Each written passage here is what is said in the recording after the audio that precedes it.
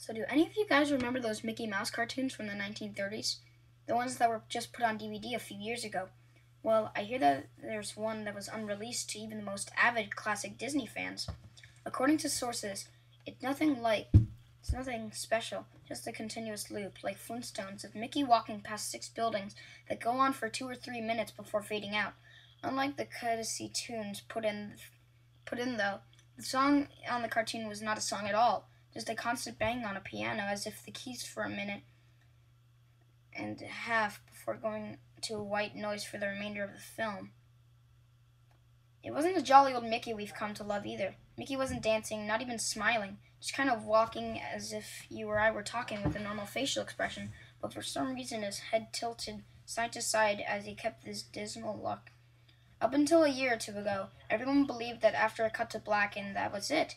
When Leonard Maltin was reviewing the cartoon to be put in the complete series, he decided it was too junk to be on DVD, but wanted to have a digital copy due to the fact that it was a creation of Walt. When he had a digitalized version up on his computer to look at the file, he noticed something. The cartoon was actually 9 minutes and 4 seconds long. This is what my source emailed to me, in full. He's a personal assistant of one of the higher exclusive Disney, an acquaintance of Mr. Maltin himself. After it cut to black, it stayed like that until the 6th minute before going back into Mickey walking. The sound was different this time. It was a murmur. It wasn't a language, but more like a gurgled cry. As the noise got more indistinguishable and loud over the next minute, the picture began to get weird.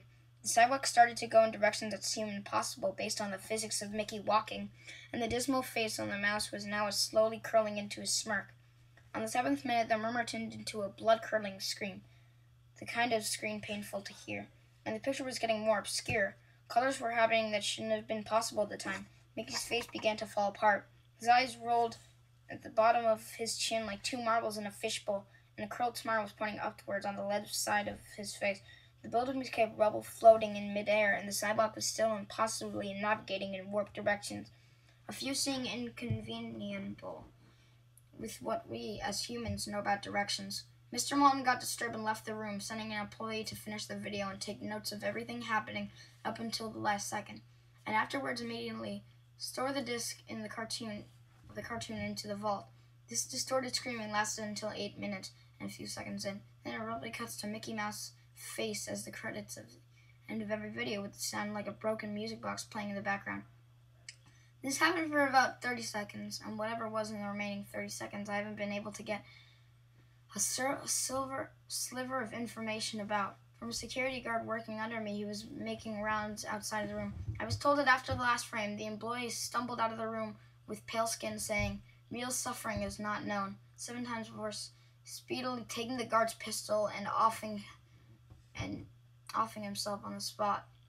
The thing I could get out of Leonard Maltin was that the last frame was a piece of Russian text, roughly saying, "The sights of hell bring its viewers back in." As far as I know, no one else has seen it, but there have been dozens of attempts at getting the file on rapid share by employees inside the studio, all of whom have just been promptly terminating of their jobs. Whether it got online or not is up for debate, but if rumors serve me right, it's online somewhere under suicidemouse.avi. If you ever find a copy of the film, I want you to never view it and contact me by phone immediately, regardless of the time. When a Disney death is covered up as well as this, it means it has to be something huge. Get back to me, TR. I've yet to find a copy of this, but it is out there. I know it.